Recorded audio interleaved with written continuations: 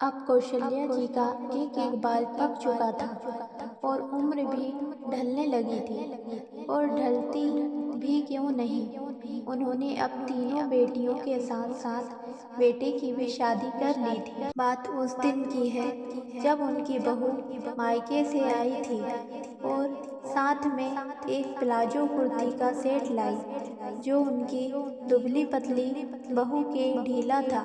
साथ ही उनकी मंझली बेटी का 7वां महीना लग गया और कौशल्या जी चाहती थी कि उनकी बेटियां मायके में आ जाएं, जिससे उसे डिलीवरी के समय कोई भी परेशानी ना हो।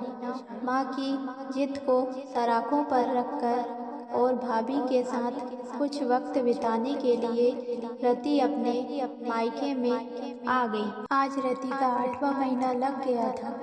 माँ अब समझ नहीं आता कैसे कपड़े पहनूं। इस बढ़ते पेट के साथ जो भी पहन लो सब कुछ छोटा लगता है। कौशल्या जी बोली, बहू वो तुम अपने मायके से जो प्लाजो कुर्ती लाई थी उसमें सिलाई लगा ली क्या? बहू ने धीमे स्वर में कहा, जी नहीं माँ जी।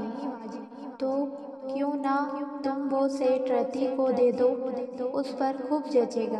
बहू ने फिर धीमे स्वर में कहा, पर माँ जी, पर वर कुछ नहीं, नंद आई है, दे दो। ऐसे वक्त पर क्या हिचकिचाना, और वैसे भी ऐसे कपड़े तो बेटियों पर ही अच्छे लगते हैं, बहुओं पर नहीं। कौशल्या जी के यह शब्द उनकी बहू को ऐसे चुभे कि उसका सीना छलनी छलनी हो गया। उसने अपने सभी सूट व ड्रेसेस अपनी नंद रति को दे दिए। समय बीतता गया।